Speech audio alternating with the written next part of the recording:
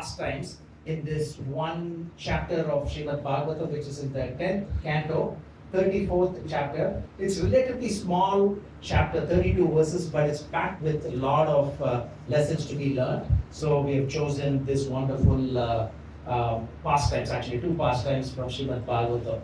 So again, just a brief introduction to what is expected from all of you. All we need is your attention. So this is a slide that we put out before all our Srimad Bhagavatam classes. So attention is like light. When it is on, it reveals everything.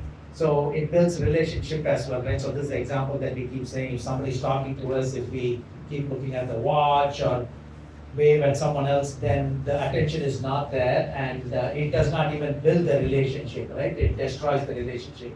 So in everything, attention is very important. So that's all we are asking. So it's the foundation of any learning, whether it's a school, college, does not matter, in India, in Canada, USA, is the foundation for anything that we are learning. And it also enhances our memory, and it determines our skill. So if somebody is a great sportsman, but another person is not, and the difference is just on the level of attention that they give. And it's a universal principle, right? So it's the root cause of all success. So the critical point is, to have attention in what we are doing. So for those of you who are part of this journey, we started the Srimad Bhagavatam monthly 2-hour session in 2015. As you can see, that's what is highlighted there. And these are all the topics that we have covered over the years. Several topics. For those of you who've been part of this sporadically, thank you for that. And if you're able to make it through all our remaining sessions, that'll be fantastic as well. So as you can see, 40, this is the 53rd month. 12 months make a year, so it's quite a few years that we've been having the Srimad Bhagavatam Katha. We are not able to have it every month, but at least once every 2 months. But if all of you are interested, we'll push it to having it every month as well. So we've covered a total of 4,000 verses, if you count actual verses, plus several other verses as well, out of the total of 14,094 verses within Srimad Bhagavatam. Even though it's 18,000 verses, depends on the number of syllables in each verse, etc. But if you count the verses, it's 14,094. So over 28% has been covered, but actually 76% of the pastimes, right? So because many of them are not pastimes, there are glorious prayers, etc. So quite a lot has been covered here. So the message is, if you are able to somehow attend these sessions, then we are able to cover many aspects of Srimad Bhagavatam during these sessions. So as we usually do, we will start off with chanting this Dwadashakshara mantra 3 times together to get into the mood of devotion as we go through this. Om Namo Bhagavate Vasudevaya.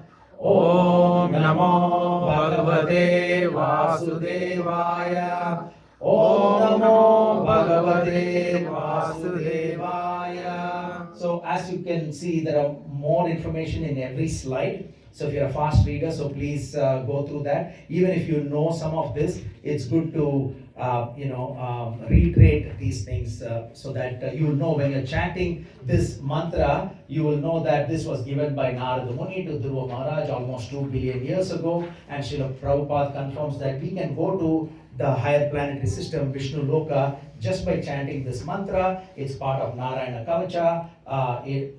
Srimad Bhagavatam starts off with this verse as well.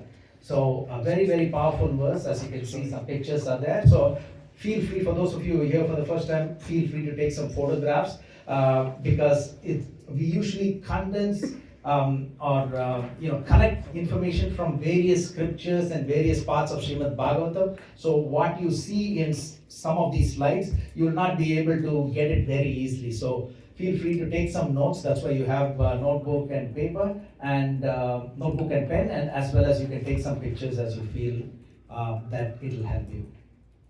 So these are the 2 verses. The next 2 slides are the 2 verses that you will hear before every Srimad Bhagavatam class. So when you see this, I've also put the nomenclature a little later on. SB stands for Srimad Bhagavatam. 1.2.4 means Canto 1, Chapter 2, and Verse number 4, right? Beautiful. So again, otherwise it'll be like searching a needle in a haystack. So if you're able to even make a note of SB124, even if you're not able to remember this, you'll be able to go home and then pull this. So there is also free Srimad Bhagavatam that is available if you go to vedabase.io. So if you go to vedabase, vedabase.io, you have Bhagavad Gita, Srimad Bhagavatam, Chaitanya Charitamrita. All the books are completely free as well, right? But nothing like having the actual Srimad Bhagavatam hard copy in your home. But if you're somewhere else and if you can't carry your Srimad Bhagavatam books or Bhagavad Gita books, vedabase.io, it's completely free. So what you have in the book is what you have there. So we will chant this. Narayanam namaskritya naram chaiva narottamam devim saraswatim vyasam tato jayam udiraye. So maybe I'll get somebody from the front row to read the translation. Before reciting the Srimad Bhagavatam, which is the very means of conquest, one should offer respectful obeisances unto the personality of Godhead, Narayana, unto Nara, Narayana, Rishi, the supermost human being, unto Mother Saraswati, the goddess of learning, and unto Srila Vyasadeva, the author, and to Srila Prabhupada, the translator, commentator, and our spiritual master. Explanation, if required, Srila Prabhupada is the Shiksha Guru for all.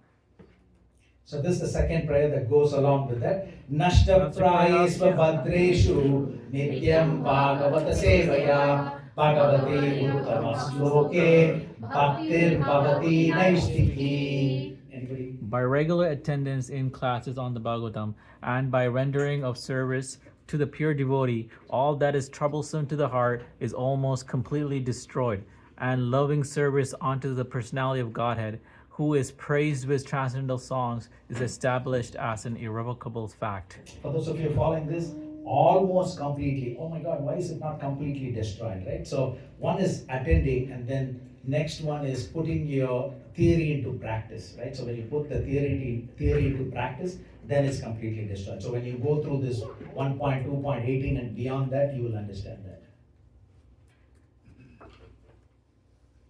So this is in the very beginning, is the third verse of Srimad Bhagavatam. Beautiful verse, right? Nigama kalpa taro dalitam palam sugamuga amrita dava samvitam pivata Bhagavatam rasamalaya muhuru rasika bhuvi bhavukaha. So maybe we'll get somebody to read the English translation. It's beautiful. These are all, we're gearing up to, why we are hearing from Srimad Bhagavatam, right? So it's very precious. So if anybody would like to read from here, the translation. O expert and thoughtful man, read Sri Bhagavatam, the mature fruit of the desired tree of the Vedic literature. It is eliminated from the lips of Sri Sukadeva Goswami. Therefore, this fruit has become even more tasteful, although its nectarine juice was already released for all, including liberated souls. Yeah, again, so thank you, Prabhu. So it's the importance of Srimad Bhagavatam. So we'll have a couple of more slides. Importance of hearing Srimad Bhagavatam. I picked one verse. As you see, every time I always gather various verses. It's not the same verses that glorify Srimad Bhagavatam. So this is a very beautiful verse from Chaitanya Charitamrita Madhya Leela. So maybe in the interest of time, we'll just look at the translation. Anybody from this side would like to read the translation? Srimad Bhagavatam is as great as Krishna, the Supreme Lord, and shelter of everything. In each and every verse of Srimad Bhagavatam and in each and every syllable, there are various meanings. So again, it's huge, right? Like in each and every verse of Srimad Bhagavatam and in each and every syllable. So syllable is, there are various mantras with various syllables, right? So Panchakshari, anybody remembers what's a famous Panchakshari mantra? Na-ma Shivaya. So we're going to have this Shivaratri coming up in February 15th. So Na-ma Shivaya is a 5-syllable mantra. And then we just heard about the 12-syllable mantra, Om Namo Bhagavate Vasudevaya. Like that, we also heard the 45-syllable mantra for Shaligram. Anybody remember that? Om Namo Bhagavate Vishnave Shri Shaligrama Nivasine Sarva Bhishta Palaprataya Sakala Durita Nivarine Shaligramaya Swaha. Wonderful. Some of the devotees have memorized that. So that's a 45 syllable mantra, right? So we have Om Namo Narayanaya, 8 syllable mantra, Om Namo Narayanaya. Like that, you have multi syllable mantra. So here, every syllable of these, let's say 14,094 verses, it's got different meanings, right? So that's why it's always good to have the understanding of Srimad Bhagavatam in a group setting like this, so we can learn from each other. Excuse me, this is very meaningful. This is very meaningful. Krishna Tulya Bhagavatam. It's very Bhagavatam. It means we are taking the name of Krishna. Yeah. That's very good. So it says Srimad Bhagavatam is as great as Krishna. Vibhu Sarvasya Prati Shloke Prati Akshay Nara Arth Kriya. It's quite good. So Prabhu's, for those of you who don't know, is 93 years old, and he wants to attend every Srimad Bhagavatam class, and almost every Sunday he wants to attend. So let's give him a nice round of applause. So this is another beautiful verse from Chaitanya Bhagavat, not from Chaitanya Charitamrita, Chaitanya Bhagavat. Again, the importance of Srimad Bhagavatam. Anyone else from here? This is the translation. Anybody? No inauspiciousness can enter a house wherein Srimad Bhagavatam is kept. By worshipping Srimad Bhagavatam, Krishna is worshipped.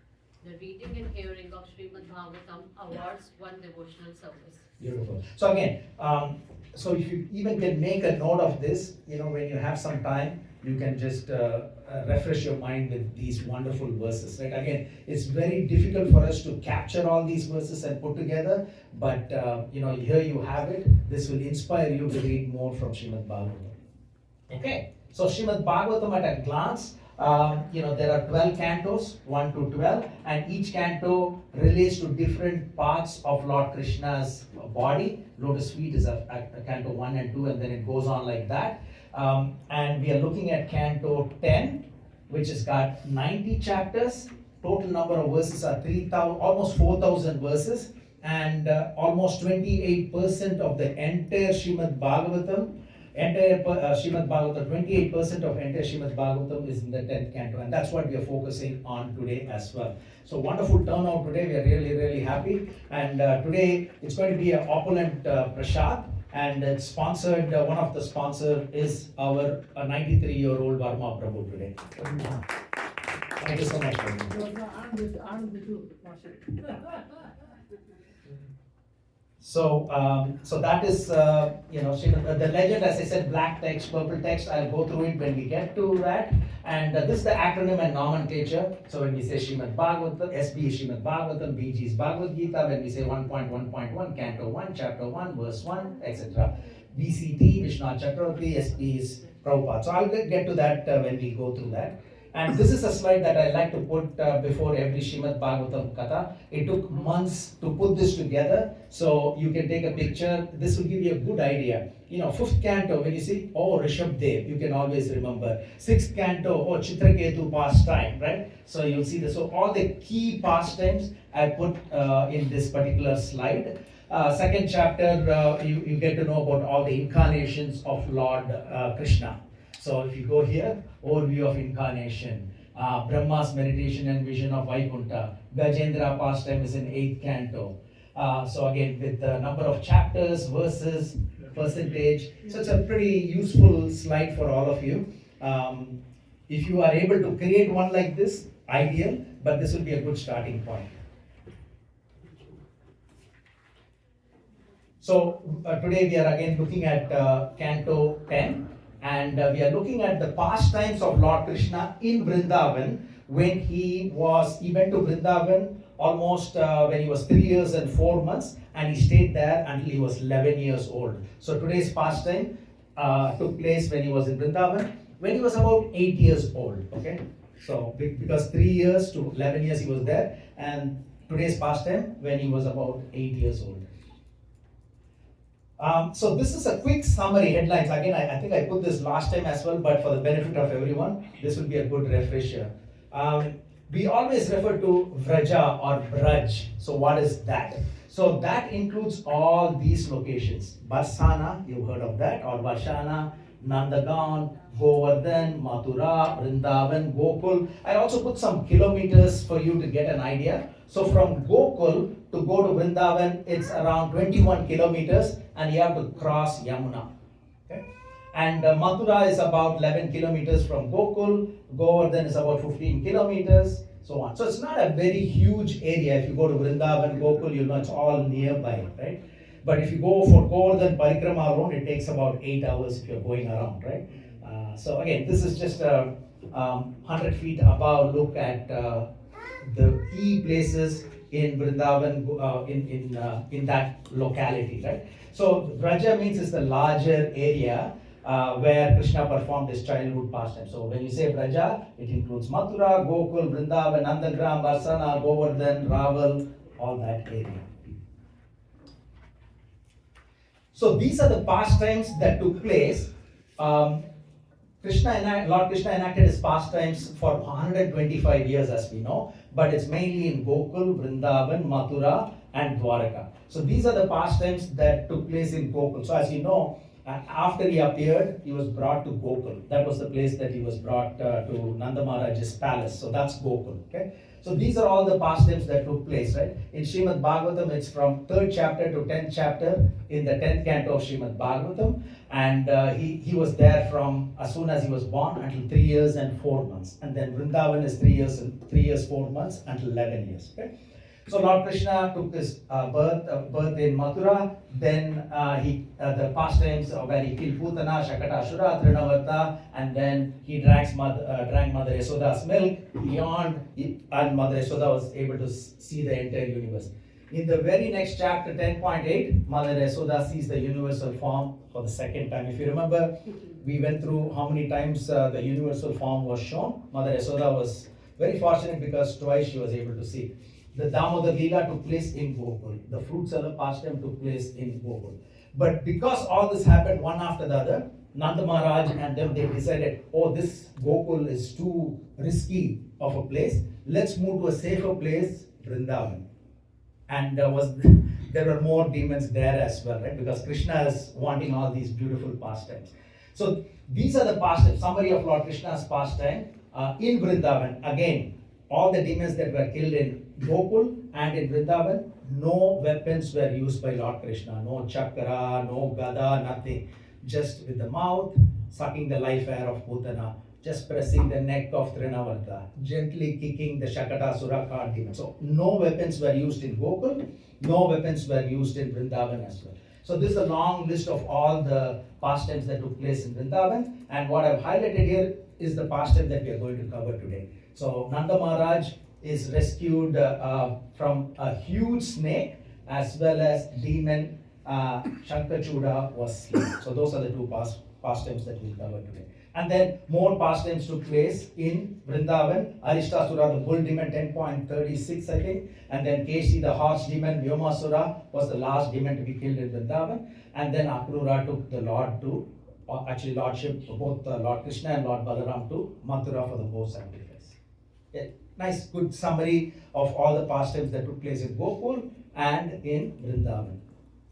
So let's dive into this Nanda Maharaj, how he was saved from this vicious snake, as well as the Sankachuda pastime as well from Srimad Bhagavatam. Okay, so this pastime took place when Lord Krishna was about 8 years old, because that he was in Vrindavan from what age to what age? 3 years and 4 months until 11 years, right? So this, I did the calculation because Govardhan Leela pastime already took place when he was 7 years old, so it's more or less around 8 years old.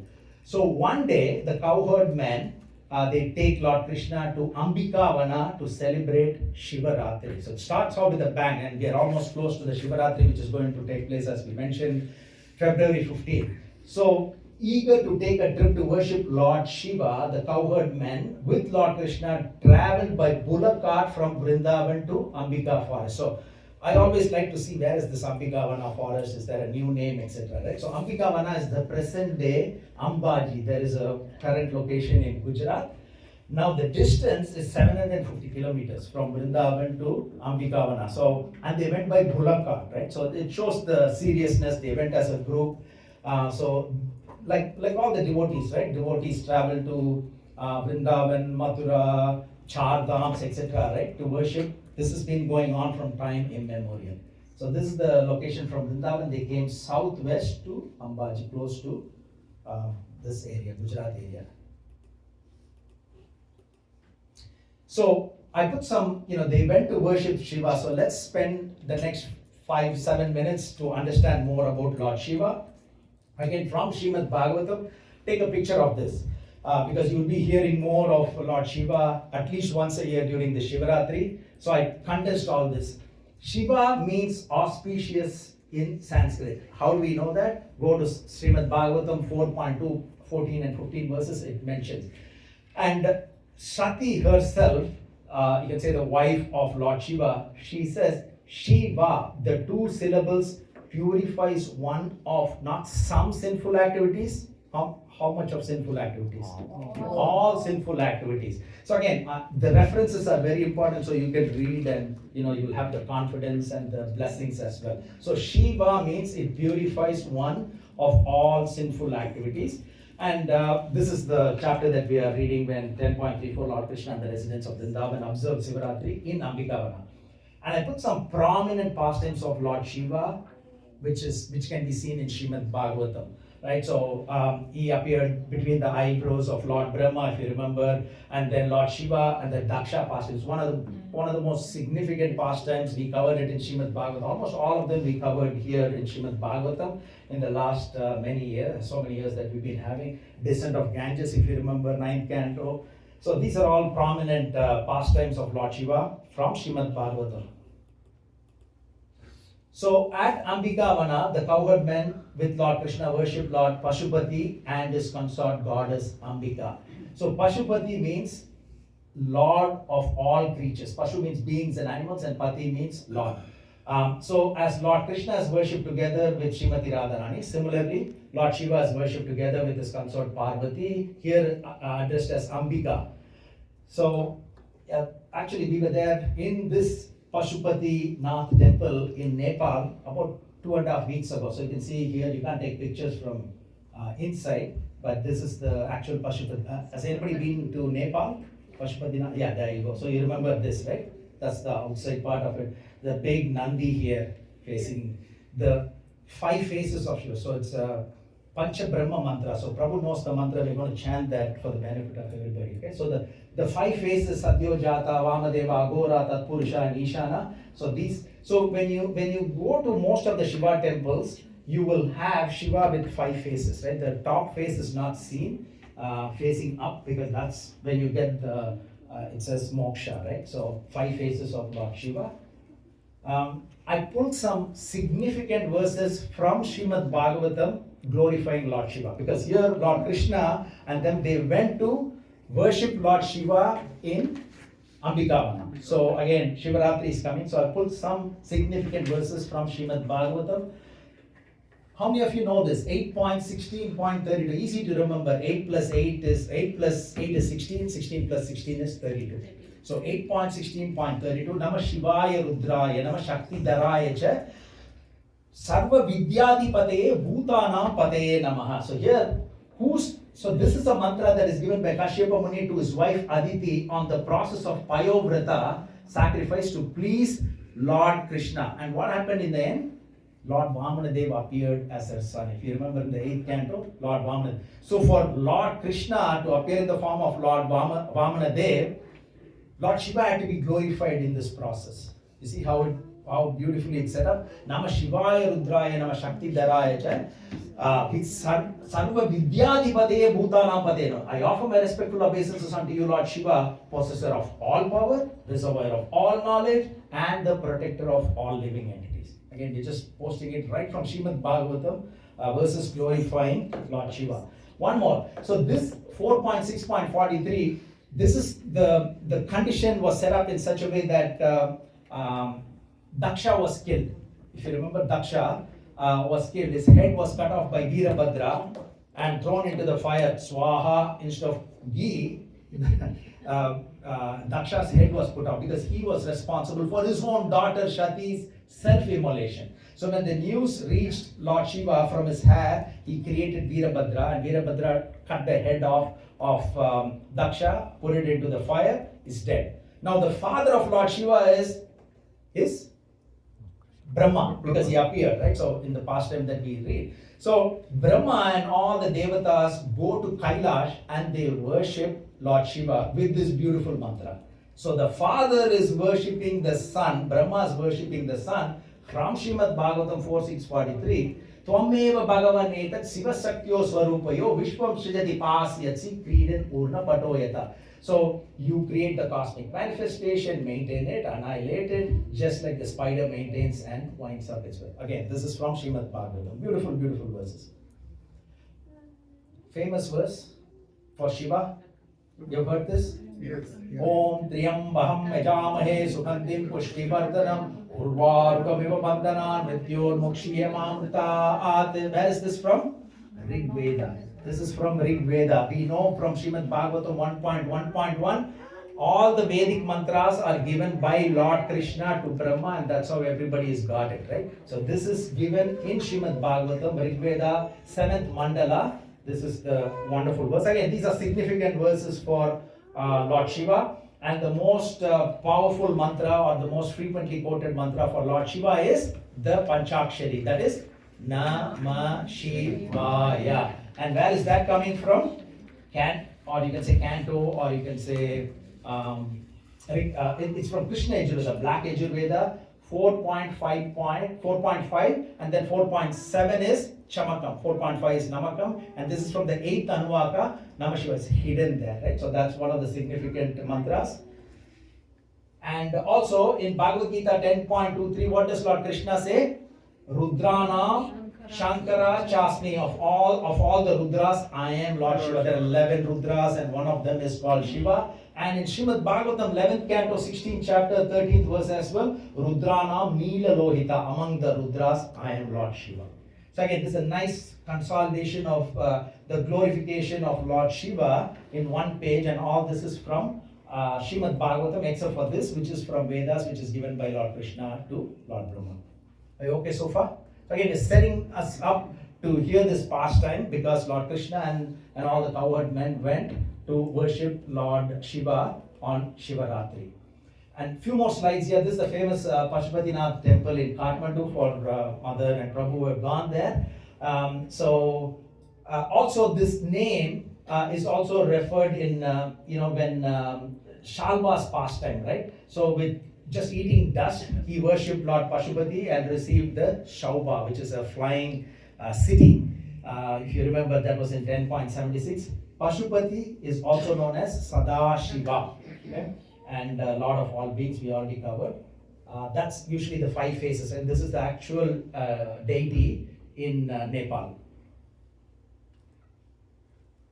So the Pancha Brahma mantra, so there are 5 faces. So even if you go and see any of the linga, you will have the carving of the 5 faces on 5 sides, or they will put a kavacha, like a silver or gold kavacha, and it will have 5 faces. These are the 5 faces. So, and each of this represents one syllable, Namah Shivaya. Okay? And it represents earth, water, fire, air, and ether, and different directions as well. So again, just a quick introduction, because this was a case where all of them went to Ambikavana to worship. So this Pancha Brahma is the ultimate subject. There's no subject superior to it according to this Agama, Vatulya Agama. Prabhu, you ready to chant? Yes? Yes? Who else knows these mantras? Beautiful, very, very powerful mantra. We may not be able to do it all the time, but because Shivaratri is coming and here Lord Krishna also went. So we can chant this mantra. Sadhyo Jatam Prapadyami Sadhyo Jata Yave Namo Namaha Bhave Bhave Nati Bhave Bhavasvamam Bhavod Bhavaya Namaha Vamadevaya Namo Jyeshtaya Namah Shrestaya Namah Rudraya Namah Kalaya Namah Kalavikaranaya Namo Balavikaranaya Namo Balaya Namo Balapramatanaya Namo Sarvabhuta Damanaya Namo Manonmanaya Namaha. Third one. Agore ebhyo dagore ebhyo gora gora tare ebhyaha sarve ebhyo sarva sarve ebhyo namaste astu rudra rupebhyaha. Fourth. Tat purushaya vidmahe mahadevaya dhimahi Tanno Rudra Prachodayat. Fifth one. Ishana Sarva Vidyanam Ishvara Sarva Bhutanam Brahmadipatir Brahmanodipatir Brahma Shivome Astu Sada Shivom. So it's a beautiful set of mantras, and there is a Upanishad, and the Upanishad itself is called as Pancha Brahma Upanishad. So it just glorifies these mantras. Again, today was a good opportunity for us to get into this because of the upcoming Shivaratri, as well as because the cowherd men, along with Lord Shiva, went to worship Lord Shiva. Went to worship Lord Shiva in Ambikavana. So we are going through some of these mantras. So this is also one of the very famous mantra for the Pancha Brahma from Maha Narayana Upanishad. So this goes like this. We can read this together. Namo Hiranyabhave Hiranyavarnaya Hiranyarupaya Hiranyapataye Ambikapataye Umapataye Pashupataye Namo Namaha. Anybody translation? Salutations to the golden armed, the golden hued, and the golden formed, the Lord of gold, to the Lord of Ambika, the Lord of Uma, the Lord of all being, Pashupati. My repeated reverence and salutations. Beautiful. So it contains 7 epithets, right, expressing the quality. So Ambika and Uma are referred, but then we don't want to get into the technical part of it, but there are 2 different qualities, right? Ambika means mother or compassionate one, and Uma refers to her austere nature. And then the 2 different roles, right? So, when she projects herself as the universe, it's Ambika, and then when she retracts the universe into herself, it's called as Uma. So again, technical details about that. So let's get back into the pastime now, right? So that we are digressing just to get deeper into that. Let's get back into the cowherd men gave the brahmanas gifts of cows, gold, clothes. So they went to worship Lord Krishna, and went to worship Lord Shiva, and what is the first thing that they're doing? They're giving donation to others, right? So we already seen this. This is a common thread in Srimad Bhagavatam. Did we see that last time also? They were giving lot of charity, right? So this also I put that last time. So charity is more difficult than austerity. You all agree? So we may be standing in the water and neck deep water, ice cold water, and we may be able to chant. But when we have to give $200, it's difficult. Again, this is from Mahabharata, right? It says charity is more difficult than austerity. Okay? So it's up to the individuals how you interpret this. But again, it says charity is more difficult. We may be able to, go through pain for our body, but wallet will be tight. Okay? Again, this is from Mahabharata. So this will be interesting. Modern deity, right? The currency of attachment, the many names of money. Okay, employer to workers, it's called salary. Then we have wages, allowance, loan, interest, rent, price. All this is nothing but money. Dowry, alimony, debt, estate, compensation. So again, it's a nice multi-names of money. It's called charity, alms, dakshina, honorarium, donation, fee, premium, profit, expense, but all comes to money. So the cowherd men fasted, taking only water and observing strict vows during Shivaratri. So during Shivaratri, typically, the devotees of Shiva don't sleep the whole night, right? And they fast. So here they were fasting, but they were just drinking water. At that time, a hungry, huge snake appeared from the bush and started swallowing Nanda Maharaj. So, going after Nanda Maharaj, the father of Lord Krishna. So Nanda Maharaj also went to Brahma? Not here. Here to Ambika. No. This is just the father, mother of Lord Krishna, or you can say Nanda Maharaj, and his brothers, and also the cowherd men. So physically, who were there in Vrindavan, they went here to celebrate. So those were the verses that we read. Those were from the 4th canto and from the 8th canto. That's the time. So the Brahma's prayers were from the 4th canto, because 4th canto is the Daksha pastime, and then after Daksha's head was cut off. So those verses are not related to this pastime, but it is in Srimad Bhagavatam glorifying Lord Shiva. So that's why I put the verses. So that's a good question. So here it's actual, the cowherd men and their family along with Lord Krishna. Okay? So so what happened is, so as the snake started swallowing Nanda Maharaj is crying out. What is he crying out? Krishna, Krishna, my boy, this huge serpent is swallowing me. Please save me, who am surrendered to you. So this is very, very unique, right? Like the father is saying, because sometimes they can see that he's God, but then Yoga Maya again make it, they forget that he's God, right? They think he's God, they know they can see it, but the next moment they forget and they treat him like a son or as a friend. So here he's saying, I'm surrendered to you, please save me. So openly he's saying. So when the devotee is in danger and calls for help, the Lord protects. Any other example? Draupadi, Gajendra, and more, right? So these are just a couple of examples.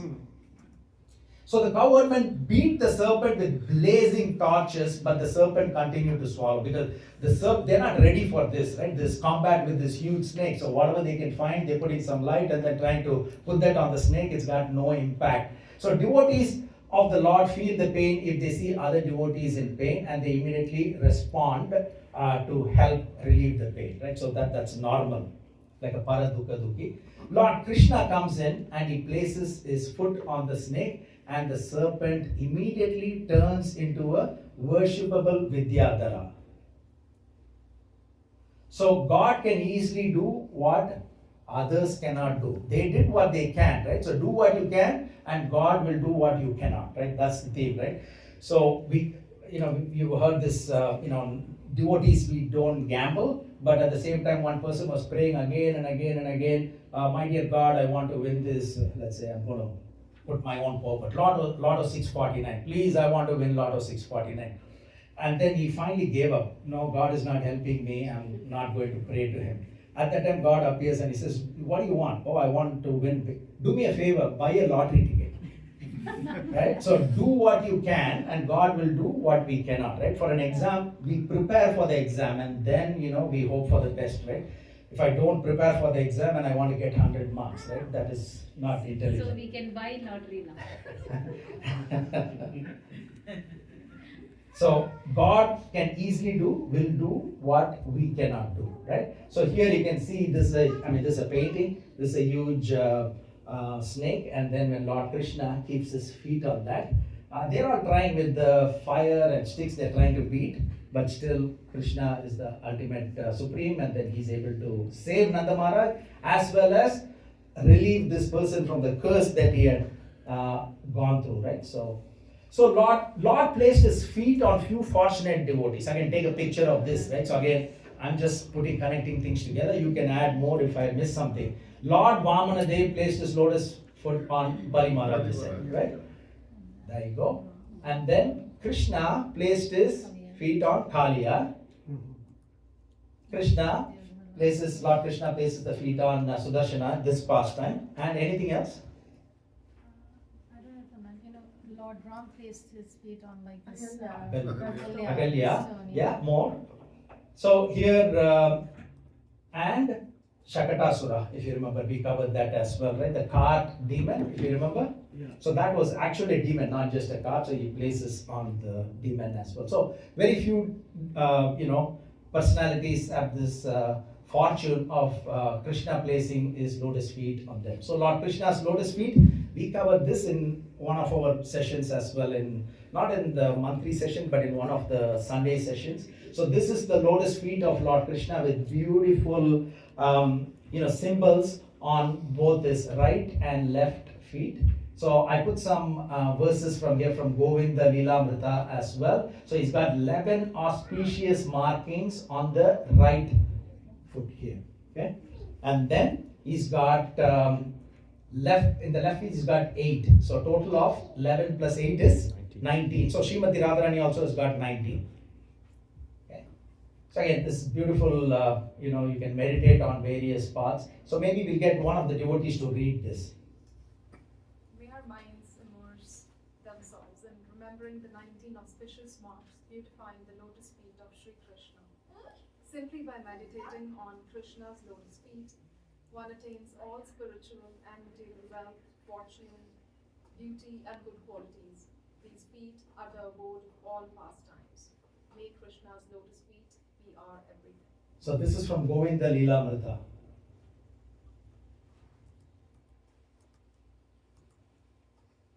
This is a beautiful, meditative verse as well. Maybe anybody from here can read this at the bottom.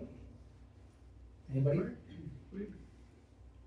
Why do the best of the sages reject even heavenly nectar, and instead drink the water from my lotus feet? Thinking in this way, Bala Mukanda eagerly sucks his own lotus feet. Yeah, so the time of devastation as well is in this, leaf, and he's sucking his own toes, right? So our Acharya has explained the reason for that. So Lord Krishna questioned the Vidyadhara, right? Who are you? Right? So it's not like Krishna does not know, right? So we know from 7.26, right? I know everything that has happened in the past, all that is happening in the present, and all things that are yet to come. We know that. But he's asking it for our sake, right? Why did you assume this terrible body of a snake? For our benefit. And then the serpent says his name is Sudarshana, who's a Vidyadhara. Vidyadharas are supreme beings who are in the higher planetary system, not in Vaikuntha, but higher than planet Earth, right? He was cursed by the sages in the lineage of Angira Muni. So he said, these sages were there, proud of my beauty, I ridiculed them, and because of my sin, they made me assume this lowly form. So again, we already said, right? So these are pastimes that are there. It's not like, yeah, great pastime, thank you, I heard that it was good, 2 hours I spent nicely and I go home. What is there for us to learn from these pastimes, right? So again, some of us may be blessed with certain things that others may not have the same blessing. Somebody may look good, they may have more riches, they may have more children, others may not have. So anytime we feel that we are very special and somebody is not very special, and then because of our ego, we may, we don't want to get into this. So again, the lesson learned here is, because he was very handsome, he was ridiculing somebody who was not that handsome. So again, think of the lessons to be learned from individual perspective. Okay? So Vidyadhara Loka, the inhabitants known as Vidyadharas, meaning knowledge holders, are masters of various arts and sciences, including the ability to fly. They don't need aeroplane, they can just fly. They are sometimes described as winged creatures, similar to the Western concept of angels, right? So they have acquired this art of flying. So what does this mean? So this brings us to the point of reincarnation, right? So he was a beautiful Vidyadhara and he was cursed. It's not like instantaneously from this human body suddenly became a snake. He died and then he became a snake. So he reincarnated as a snake. Now it's interesting, I just took a couple of verses from the Bible and one verse from Quran. And there are some hints of reincarnation. Again, we are not justifying, or I'm just saying that this hints towards reincarnation. So here, Rabbi who sinned, this man or his parents, that he was born blind. The question itself assumes the possibility that the man sinned before birth, right? So he was born blind, so the baby is born blind. We're not getting into the details of reincarnation here. I'm just putting this because it's there in Bible and Quran as well. So, and here Jesus identifies John the Baptist with Elijah, right? So some early Christian group interpreted this, that Elijah's return in another form, but also the Orthodox Christianity interprets this symbolically or spiritually, not as literal reincarnation. We are not arguing that, no, this is reincarnation verses, but there is a hint that this can be construed as verses on reincarnation. There it says, how can you disbelieve in Allah when you were dead and He gave you life, then He will cause you to die, then He will bring you to life again? What does that mean? Born, dead, born. We can interpret it that way. But some philosophical and Sufi interpreters see this as multiple stages of existence, though not reincarnation in the Hindu sense, right? So again, it was interesting, so I just thought I'll put that here. Many, from Srimad Bhagavatam, there are many instances of, at least you can say, reincarnation in one way, right? Some of them are past times, but it's reincarnation. Upabarhana, who's a Gandharva, was cursed to be born as a poor maidservant's son in the next life, and in the third life he became Narada Muni, if you remember that, right? And then Daksha was killed by Veerabhadra, we just heard that. He got a goat head, and in the next life he became the son of Prachetas, the 10 Prachetas, right? Many millions of years later on. Bharat Maharaj became a deer, and then after that life he became Jadabharat, right? Chitraketu became Vritrasura, 6th canto, if you remember. I'm just putting some examples here.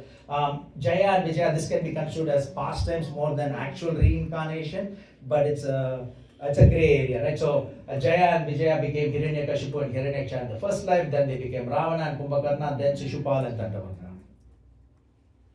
King Indradumna took the birth of Gajendra the elephant, and then King Uhu became the crocodile. Satyavrata became Vaivasvata Manu. Sutapa and Prishni appeared in the next life as Kashyapa and Aditi, the verse that we read, if you remember, 8.16.32, and in the following life appeared as Devaki and Vasudev. So this is Vasudev or Vasudev? Vasu. The Vasudev is Krishna's name. So if you have that long A, Vasudev is Krishna, Vasudev is the father. Right? And Marichi's sons became Kalanimi's 6 sons, and they took birth as Devaki's 6 sons. Sudarshana, which we read. So goes on and on. Mriga became a lizard in the next life. Okay, there's no question of existence of reincarnation in our scriptures, especially Srimad Bhagavatam. Okay? So here again the lessons learned, right? So we'll park here. I am the well-known Vidyadhara. Maybe I'll get somebody to read some Prabhu's Yogan Prabhu or Ramal Tagore Prabhu. I cannot see clearly. I am the well-known Vidyadhara named Sudarshana. I was very opulent and beautiful and used to wander freely in all directions in my airplane. Once I saw some homely sages in the lineage of Angira Muni, proud of my good beauty, and I cannot see. I ridiculed them. I ridiculed them, and because of my sin, they make me assume this lowly Form. Right? So again, this is our lessons to be learned, right? So we may have, somebody may be gifted with extra money, beauty, massive house, and if we ridicule somebody who does not have what we had because of good karma and the blessings of our parents, Guru, Lord, etc., then we get into trouble because of that. So there are some verses, again, the verses that I'm connecting is not from the same chapter that we are reading, but very significantly connected verse, right? So this is Queen Kunti's verse from Canto 1, chapter 8:26. Most of you know this verse. Janmaishwarya Shutasrivi Edamana Madapuma Naivaradi Abhidyatum Vaitvam Akinchana Gocharam. So one who's on the path of material progress, trying to improve himself with respectable parentage, great opulence, high education, bodily beauty, cannot approach you, my dear Krishna. So she's praying directly to Krishna. If you remember the verses of Queen Kunti, Krishna is right there. And she's saying, if somebody is thinking that they are most beautiful, most wealthy, that means they cannot be very humbly devoted to you. There can be exceptions, but like Ambarish Maharaj, right? There are exceptions. But again, this is a lesson, right? So it's a beautiful verse.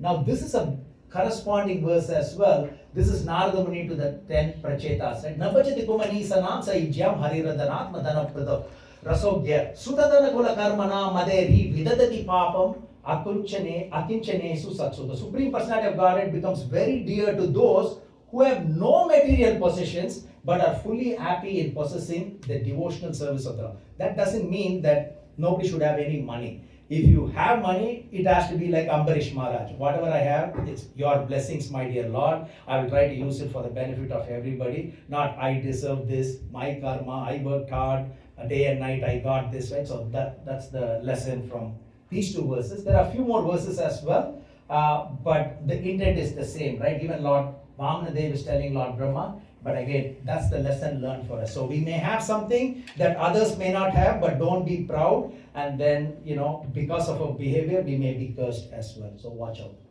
So Sudarshana said, due to the mercy of the sages who cursed him, he is relieved of all inauspiciousness due to Lord Krishna's feet touching him. So the curse can always be a blessing. I can come up with like 3-4 slides, but I just put 2 here. Vedasira Muni became the serpent Kalya. We covered this during Kalya pastime. And Ashwasira Muni became the cow, the crow actually, Bhushanta, right? So this is from Mahabharata as well, Ramayana actually. Ramayana. And Shringi's curse on Maharaj Parikshit gave the entire humanity Srimad Bhagavatam. So the curse can always be a blessing.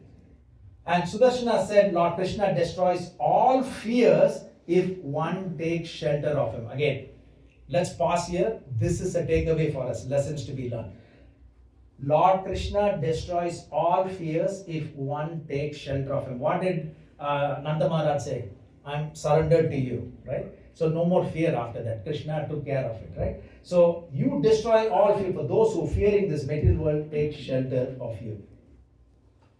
So I mentioned this few minutes ago, Srimad Bhagavatam 1.1.1, Tene Brahma Hridaya Adi Kaveye. So here, Lord Krishna was first who imparted the Vedic knowledge unto the heart of Lord Brahma. So when you hear any Vedic verse, remember it is given by Lord Krishna. Okay? So does not matter whether it's an Atharva Veda, Krishna Yajurveda, Shukla Yajurveda, Rig Veda, no problem. Right? It's all coming from Lord Krishna. I think I sent this to some of you. Beautiful, beautiful verse. So this, I recommend you to take a picture and memorize it. Okay? Anytime you have fear, you do this, I can guarantee you from my experience, you will not have fear about anything. Okay? So remember this. Okay? I put some examples as well. Vedic meaning can be, multi meanings, but this is very beautiful one. Abhayam nakarat antariksham, abhayam dyava prithvi uba ime, abhayam paschad, abhayam purastad, uttarad adarat, abhayam no astu, abhayam mitrad, abhayam amitrad, abhayam nyatad, abhayam puroya aha, abhayam naktam, abhayam divanah, sharva asha mama mitram bhavantu. So here it says, no more fear from the mid space, heaven or earth, behind or from front, or from above or below, not from any of the friends or enemies, not from known people, what lies ahead, day and night, all directions. And even if there are somebody who's against me, may they become my friends and protectors. So you meditate on this, think of Lord Krishna, and you chant these verses. You're chanting Hare Krishna Maha, nothing to remember, right? All of you have memorized that. Not difficult to memorize that. So these are easy verses for your protection, right? So this is not for anybody's benefit, for your benefit. Again, we have extracted this from, the depth of this Vedic world. So easy to remember these, So the pronunciation also, You want to chant once together? Slowly? Okay. So it's this and this we are chanting. Okay. I know the print is little small, but if you have taken a picture, please, my request is try to memorize it or take a print out and post it. And whenever you have a problem, you recite this and slowly you will memorize and see the difference. Okay. Slowly we will chant. Abhayam nakarat antariksham, abhayam dyava prithvi uba ime, abhayam paschad, abhayam purastad, uttarat adarat, abhayam no astu, abhayam mitrad, abhayam amitrad, abhayam nyatad, abhayam puroya, abhayam naktam, abhayam divanah, sharva asha mama mitram bhavantu. So coming back to the past tense, Sudarshana surrenders to Lord Krishna and requests Lord Krishna to command him as per his will. So again, the Sanskrit transliteration will be good. Anybody would like to read? Anybody? Yes. O Master of mystic power, O great personality, O Lord of the devotees, I surrender to you. Please command me as you will, O Supreme God, Lord of the Lords of the universe. Sometimes I put these verses for a reason. So these are the verses, it's not very specific to this pastime. It's something that we can memorize and we can glorify the Lord with these verses, right? So take a picture, try to memorize it when you have some problems. This is a beautiful mantra that you can chant to get the protection and mercy of Lord Krishna. O Master of mystic power, O great personality, O Lord of the devotees, I surrender to you, just like Nanda Maharaj had done that. Prabhu is now. Very good. Very good. Pano Asmi Mahayogi Mahapurush Sarpati. If you can give it to yeah, Prabhu. They've come to give the prasad. Prabhu? Yeah. So we have very good prasad arranged today. So it's a beautiful, beautiful verse here, right? And Sudarshana prays, seeing Lord Krishna's face, or maybe we'll get somebody to read. Can somebody read this? The heading. Sudarshana prays, seeing Lord Krishna's face, free one from severe punishment. Chanting his name purifies the chanter and hearer, and being touched by his lotus feet has unlimited blessings. Yeah, so this is another verse that all of us can benefit. Take a printout, put it on the wall when you can chant this. Oh, infallible one, I was immediately freed from the Brahmana's punishment simply by seeing you. Anyone who chants your name purifies all who hear his chanting as well as himself. Does that ring a bell, this statement? Remember Haridas Thakur said, chanting loudly will help even the insects that are on the wall, right? So, anyone who chants your name purifies all who hear his chanting as well as himself. Birds, bees, insects, everyone. How much more beneficial then is the touch of your lotus feet, because he got that fortune, right? So Sudarshana worshipped the Lord and leaves for his planet, and Nanda Maharaj is saved. So that is the divine multitasker, Lord Krishna. He'll do multiple things at one shot, right? They say, I don't want to say killing two birds, that's not a good one. Two mangoes with one throw or something like that, right? He's a supreme spiritual multitasker. Now, he went back to his Vidyadhara Loka. Now, where is this Vidyadhara? Nobody asked, but I have to put this because somebody will ask this, right? So, you have this in the 5th canto. So if you go to 5th canto, it gives you the beautiful description of all, not only Goloka, Vorloka, Swargaloka, Janaloka, Maharloka, Tapaloka, Satyaloka, but also below Atala, Vitala, Sutala, Talatala, Rasatala, Mahatala, Patala, all the 14 planetary system, but there are much more. So here it talks about, so if you see here, below Sun you have Rahu and Ketu planet, and then you have Siddhaloka, and then Vidyadhara Loka is here, right? So I did some calculation. There is also another detailed chart that is available. So according to this 5th canto, 24th chapter, the approximate distance between Earth and Vidyadhara planet, which is higher or lower? Higher, because it's in the higher planetary system. It's around 1,287,475 kilometers. Because it actually Srimad Bhagavatam talks about the distance of Rahu below the sun, which is in yojanas. 1 yojana is 8 miles. So I don't want to get too technical, just for your general information, that where he had to go back from Vrindavan, he had to go back only 1 million miles. Okay, so from India to Canada is what, 12,000 kilometers. So this is like one point something million kilometers. Okay, he can fly. Remember, they are experts in flying. So question is, he granted at Loka after that? He was already there, right? So he was already there. So when the sages of Angira Muni, who were not looking as handsome as he was, according to him, and he was ridiculing them, and then they said, okay, my friend, he will curse you, you become a lowly snake, but the curse is always a blessing, right?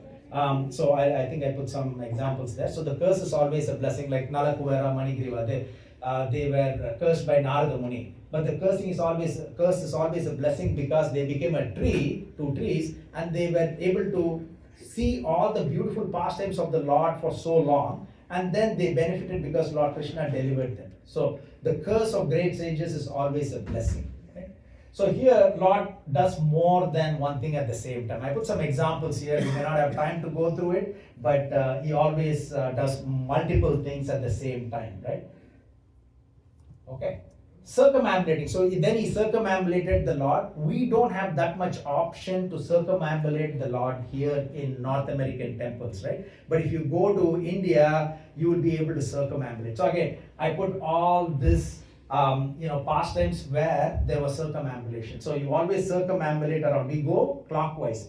For those of you who have seen what is being done in Mecca, in Saudi Arabia, they go counterclockwise 7 times around that Kaaba, right? So, their logic is, close to the heart, they go thing. But for us, it's clockwise we go. Anti-clockwise or counterclockwise is only during Shraddh ceremony. When somebody passes away, things are done in the opposite way, right? So even when you're doing the Tarpanam, where Tarpanam is like the water with the black sesame seed, it's always like this, right? Like you offer in between this. So the opposite direction of circumambulating or offering it in another way, even the sacred thread, you put it from the left shoulder down, but you put it on the right shoulder down when you're doing the Shraddh ceremony as well.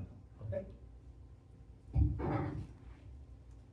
So a lot of, it takes a lot of effort, so maybe you want to take a picture. So when you're circumambulating next time, even the Govardhan Parikrama or Vrindavan Parikrama, Srimad Bhagavatam talks about circumambulation, right? Okay.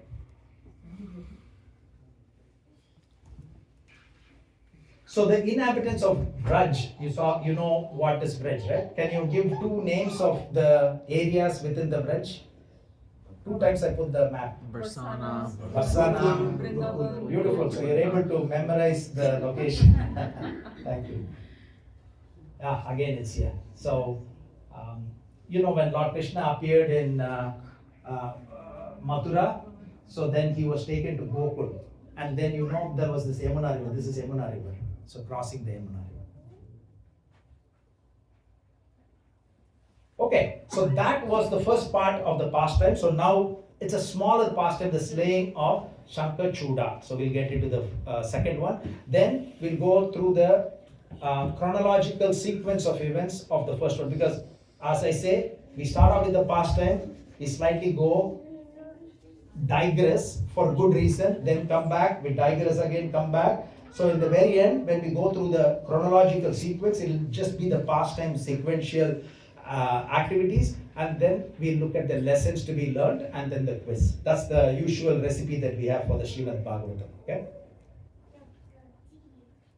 So once Lord Krishna and Lord Balaram were playing with their friends after they were beautifully decorated, right? So their limbs were beautifully decorated. So again, Lord Krishna was 8 years old when this pastime took place. The 2 lords praised the nightfall and sang that brought happiness to the ears and minds of all living entities. So maybe we'll get one of you to read from here to here, please. The 2 lords praised the nightfall, signaled by the rising of the moon and appearance of the stars, a lotus-scented breeze, and bees intoxicated by the fragrance of jasmine flowers. Krishna and Balarama sang, producing the entire range of musical sounds simultaneously. Their singing brought happiness to the ears and minds of all living beings. The gopis became stunned when they heard that song. Forgetting themselves, they did not notice that their fine garments were becoming loose and their hair and garlands disheveled. The divine musical abilities of the 2 lords is described here. Yeah, so entire range of musical sounds. So for those of you who practice, some instrumental music or singing, commonly it's a sari, gama, pada, nisa, right? The 7 notes are there. And all the songs, Hindi, English, does not matter, it's all from this 7 tunes. And then you also have the higher, medium or low. So it's about 21 pitches, it is said, where everything is there. So here they were singing in the entire range of musical sounds. Now, even Lord Krishna and Balaram were praising the nature. That's what we see from here, right? Now, praising nature is praising the Lord from our standpoint, right? The two lords glorify the night, the moon, star, fragrant breeze, jasmine drunk bees. Appreciating nature is appreciating Lord's divine workmanship. And we have seen that in Bhagavad Gita chapter 7, 9, 10, 15, Canto 11.16 as well. So I put some examples here. This is from chapter 10 alone. But if you go to chapter 7 of Bhagavad Gita, chapter 9 of Bhagavad Gita, there's so much. Krishna saying so many things. I group them by different, I call it as Lord Krishna's energies, opulences, expansions, and manifestation, right? So he is present as the highest, most excellent expression in every category of existence. That's how we can remember this, right? So as animals, he's saying Uchashava the horse, Airavata the Mountain. elephant. Yeah, this is Indra. It became Indra's elephant, but it came from the churning of the ocean of milk. Surabhi the cow. Very good. Then he talks about lion. So I just put them under different categories, right? Birds, he talks about Garuda. So nature. So when you look at like an eagle, right? So you can think of Lord Krishna, right? So Lord Krishna himself is praising nature. Why would we not, right? When we are going, even snow, the beautiful. We can say it's cold, slippery, but you know, whenever I go to Malaysia from one of our offices there, they are so excited. You get snow, my God, we want to see snow. Right? I mean, when you think about it, even, you know, we may have come to Canada maybe 30 years, 40 years, 50 years ago, but when we were wherever we were, for those of us who were not born here like me, snow is something beautiful, right? So nature is beautiful.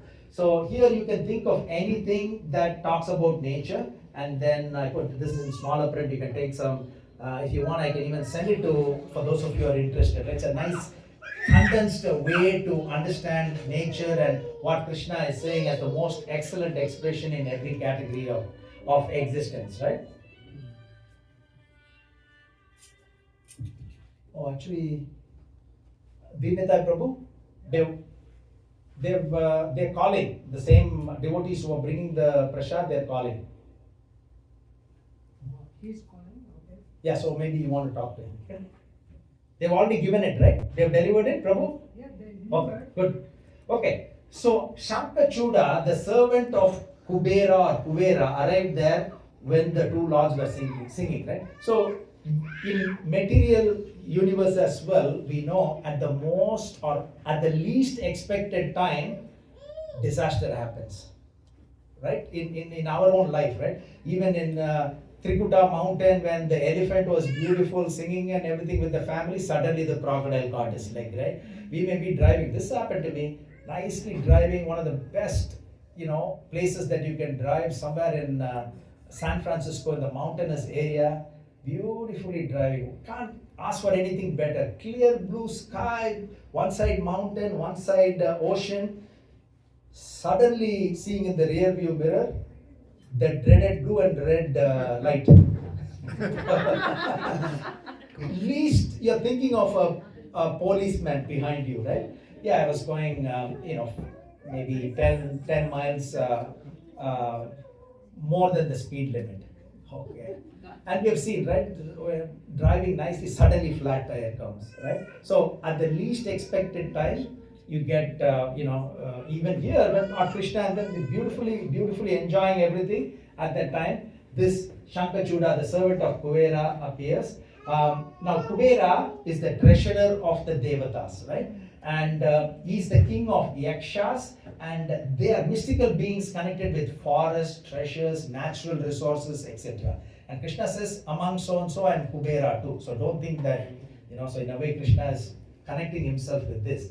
He's one of the Dikpalas or Dikpalakas, directional guardians ruling the northern direction. Okay, Kubera rules the northern direction.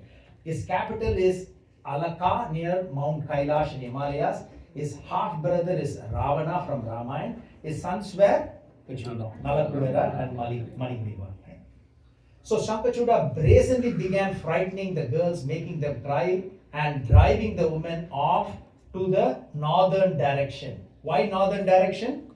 Because Kubera's, so they think it's the sphere of influence and imagined safety. How can they escape and go when Krishna actually starts chasing him, right? So Lord Krishna and Lord Balaram ran after the demon after the devotees cried out, Krishna Rama.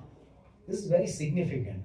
So previous verse also, previous pastor Nanda Maharaj said, I am surrendered to you, please save me. Krishna immediately said. Here they are crying out Krishna and Rama. Does it connect with one of the mantras that we chant? Hare Krishna Maha mantra, right? So they are chanting Krishna Rama. So hearing the devotees cry out Krishna and Rama and seeing that they were just like cows being stolen by a thief, Krishna and Balaram began to run after the demon. The lords called out and replied, do not fear. Then they picked up the logs of Sala tree, and I have a picture of that, and quickly pursued. So they are running. At the same time, they are saying, don't worry, we'll take care. Like when somebody runs and then they're also saying something, right? So they shouted consoling, and then this is the Kali Santarana Upanishad. This is the Hare Krishna Mahamantra is coming from where? Exactly. So this is the Upanishad, right? Kali Santarana Upanishad. Lord Brahma is teaching his son Narada Muni. Only 3 verses in the entire Upanishad. Okay? And then Narada Muni asks, how can one overcome the effects of Kali Yuga? Irreligion, lust, anger, greed, strife, short and span of life, materialism, violence, spiritual darkness. Lord Brahma instructs him about the mantra that is kept secret and hidden within the Vedas, and it's the recitation of the names of Lord Narayan, it says, right? Not different from Krishna or Vishnu. Lord Brahma then reveals the mantra. And it goes in the other way, right? When I say other way, Rama comes before Krishna. Hare Rama, Rama Rama, Hare Hare. Hare Krishna, Krishna Krishna, Hare Hare. So we don't want to get into how it was. When you keep repeating it, it does not matter, right? Whether it's Rama or Krishna.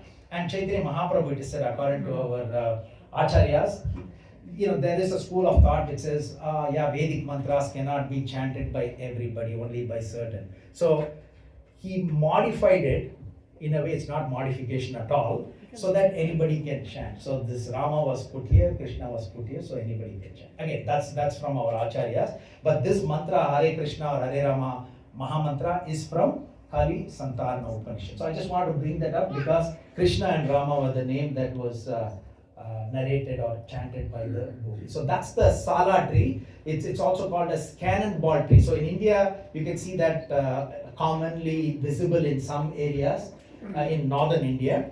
And even in the Dvivida pastime, the same Sala tree comes into play.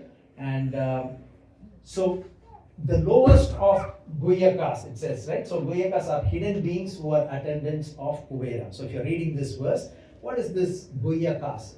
That is that. So Sankachuda fled for his life, abandoning all the women there, and the 2 lords were coming like personified forces of time and death.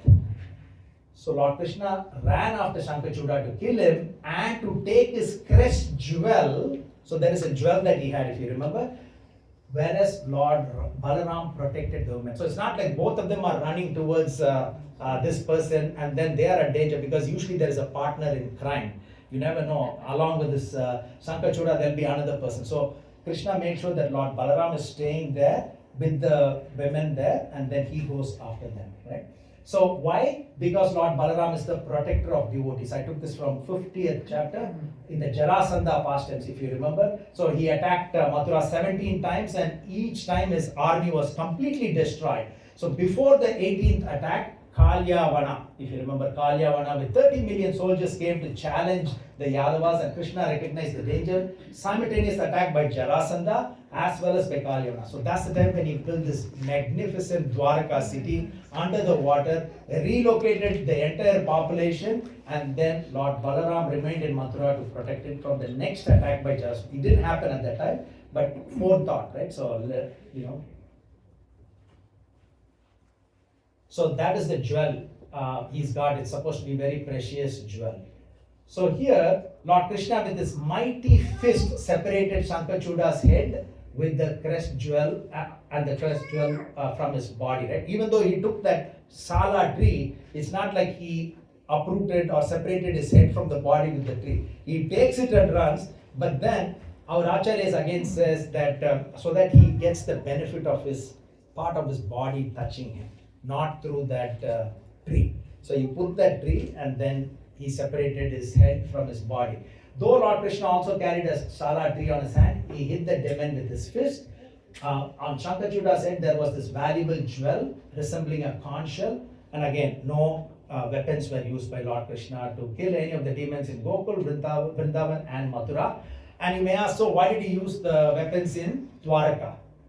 Why did he use the weapons in Gauranga? Is it because the demons were more powerful and Krishna was less powerful with his hands and he needed weapons to kill? No, he wanted to glorify the weapons, it is said, right? So that's how we worship Sudarshana Chakra, because we want that to protect us. So when you know the glories of Sudarshana Chakra or the club, Kaumodiki club, then we will be able to worship the paraphernalia of the Lord. So Lord Krishna thus killed the demon and gifted the crest jewel to Lord Balaram as the gopis watched.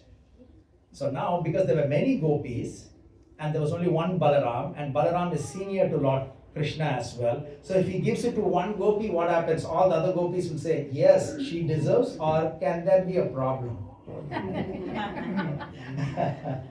So various gopis perhaps thought that Govinda would give one of them the valuable jewel to prevent rivalry among them. Lord Krishna happily gave the jewel to his elder brother Krishna. Again, these are our acharyas saying, right? Because this is all which is in the verse. Then we may also ask questions. So our acharyas explain that. So here Sankachuda, killing the killing by Krishna of the demon Shankachuda and snatching away his crest jewel symbolizes destroying the desire for name and fame and morbid desire for women. So that is by Bhakti Vinod Thakur, Chaitanya Shikshamrita. Okay, so now we'll go through the chronological summary, because as I said, we went from here, came back, here, came back. Now let's focus on these two pastimes alone. Okay. So this is a concise recap to ensure clear registration of the pastime. So the handout, hold on to the handout. We are not there yet. Okay. Oh, actually we do have the, yeah, so maybe you can take that, sorry. Yeah. So open to Part 1. Yes, part 1. I may have changed something since I sent it, so. Same? Okay. So one day the cowherd men, we covered two pastimes. So now recap. Let's go back to the first pastime, okay, that we covered during the first 30 minutes or 45 minutes. One day the cowherd men take Lord Krishna to Ambikavana to celebrate Shivaratri. And at Ambikavana they worship Lord Pashupati. Who's Lord Pashupati? Lord Shiva. Another name, how many faces Pashupati is got? 5. Is also called as Sadashiva. And it is said, if you go to any of the 12 Jyotirlinga temples, it's not always one Shiva Linga. When you look at it, when you go close, there is always the 5 faces on the 5 sides, or they put a kavacha like a silver or gold kavacha, and you will have 5 faces as well. And the 5 faces are Sadyojata, Vamadeva, not Vamanadeva, Vamadeva. Third is Agora. 4th is Tat Purusha, and 5th is Ishana. Up is Ishana. Okay. So the cowherd men gave generous gifts to Brahmanas. Again, that's the common denominator. The cowherd men fasted, taking only water and observing strict vows during the Shivaratri. A huge snake appeared from the bush and started swallowing Nanda Maharaj. Nanda Maharaj cries out to Lord Krishna, please save me, I am surrendered to you. The cowherd men beat the serpent with blazing torches, but the serpent continued to swallow Nanda Maharaj. Lord Krishna placed his foot on the snake and the serpent immediately turned into a worshipable Vidyadhara. Lord questioned, who are you? Not for his benefit, but for our benefit. And he said his name is Sudarshana, and he was cursed by the sages in the lineage of Angira Muni as he ridiculed them. Sudarshana said, due to the mercy of the sages who cursed him, he is relieved of all inauspiciousness due to Lord Krishna's feet touching him. Sudarshana said, Lord Krishna destroys all fear if one takes shelter of him, and then he surrenders to Lord Krishna and requests Lord Krishna to command him as per his will. Because the question is, when Krishna relieved him from this form, why can't he send him to Krishna Loka? Why back to his own continent or country, right? So again, it depends on, there are some activities that are not fulfilled by this person in his Loka. So again, what Krishna wanted is for him to go back. Even Dhruva Maharaj's pastime, right? So Dhruva Maharaj said, no, I don't want. Initially I want a kingdom bigger than my grandfather, Lord Brahma, but now I don't want anything. No. Still, I'm creating this, pole star for you. You go there. You will not get old. Enjoy your life, and then you can go to the pole star, which is also in the higher planetary system. You can say Vaikuntha, even though we can see it, right, in one way. So, he says, Sudarshana prays, seeing Lord Krishna's face frees one from severe punishment. So here, you don't have to wait for Lord Krishna to physically appear. That is Krishna there. So look at Lord Krishna anywhere, you have Krishna everywhere, right? So just look at Lord Krishna, and I'm going to read this. Seeing Lord Krishna's face frees one from severe punishment. Okay? So let's assume that we are destined to have some punishment. Just by looking at Krishna's face, frees us from severe punishment. And we will chant one Hare Krishna Mahamantra. Hare Krishna, Krishna Krishna, Hare Hare. Hare Rama, Rama Rama, Hare Hare. And that is chanting his names, which is what we did, purifies the chanter and the hearer, right? All of you chanted, some of us heard. We are being purified and being touched by his lotus feet as unlimited blessing. We may not have that mercy of being touched by Lord Krishna, but we have 2 out of 3 here. We can see Lord Krishna, and then we can be freed from severe punishment. We can chant his names and then get purified as well. Sudarshana worshipped the Lord and leaves for his planet. And how far was his planet? Approximately 1.2 million. 1.2 million kilometers, right? So 5.24. If you have any questions, you can go to Canto 5, 24th chapter, and that gives the it gives it in yojanas, okay? And remember, 1 yojana is 8 miles. Okay? Which verse is this? Chapter 5, right? Canto 5. Which verse? Which one? Which section of Canto 5 is this? You're talking about the distance? No, the This is 10.34. Oh, This 10. Yeah, this Nanda Maharaj saved from the clutches of the serpent is 10.34. Okay, so the second part of this slaying of Sankachuda, right? This is the second part. So once Lord Krishna and Lord Balaram were playing with their friends after they were beautifully decorated, the 2 lords praised the nature, nightfall, and sang some songs in the entire range of musical sound that brought happiness to everybody. Sankachuda, the servant of Kuvera, arrived there when the 2 lordships were singing. He brazenly frightened the girls, making them cry and driving the women off towards the northern direction, even as the 2 lords were looking. And Lord Krishna and Balaram ran after them when the devotees cried, Krishna, Rama. Lord Krishna and Lord Balaram picked up logs of Shala tree and quickly pursued the lowest of Goya castes, right, it said. And then Sankachuda fled for his life, abandoning the women when he saw the 2 lords coming towards him. Lord Krishna ran after Sankachuda to kill him, to take the crest jewel, while Lord Balarama protected the women. Lord Krishna with his mighty fist separated Sankachuda's head with the crest jewel from his body. Lord Krishna thus killed the demon Sankachuda and gifted the crest jewel to one of the gopis or to Lord Balaram? Balaram. Okay. Fantastic. So lessons to be learned. So before I show this, we still have time. Today we're going at a good pace. What do you think? We covered two main pastimes, right? One is Nanda Maharaj was saved from the clutches of this deadly serpent, and the second one was how he killed this demon and took the crest jewel. So what do you think are the lessons from your side? There's no wrong answer here, nothing to feel embarrassed. Every answer is correct answer.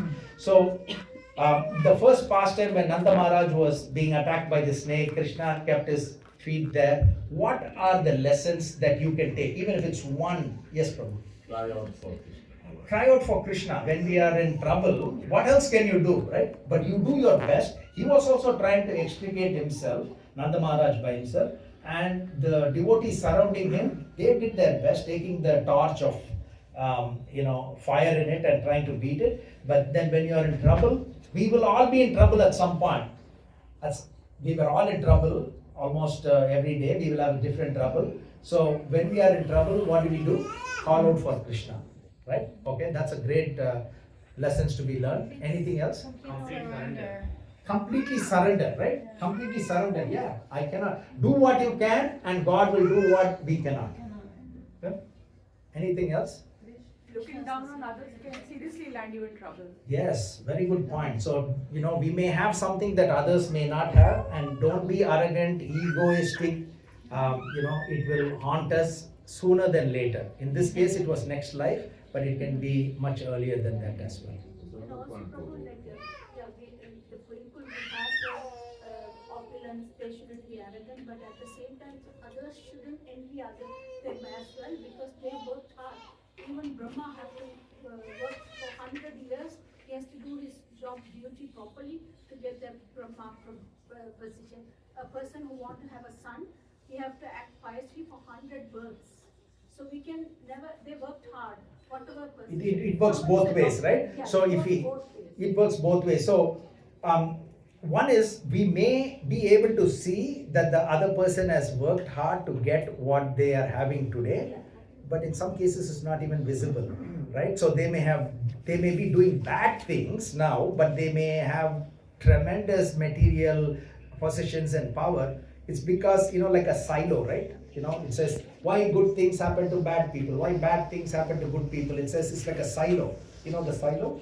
So you put bad grains first and then put good grains later on, bad grains, good grain. So what will come is in the same order, right? So, but still what they have done comes out even though they are doing bad things. So remember that, right? So very good point.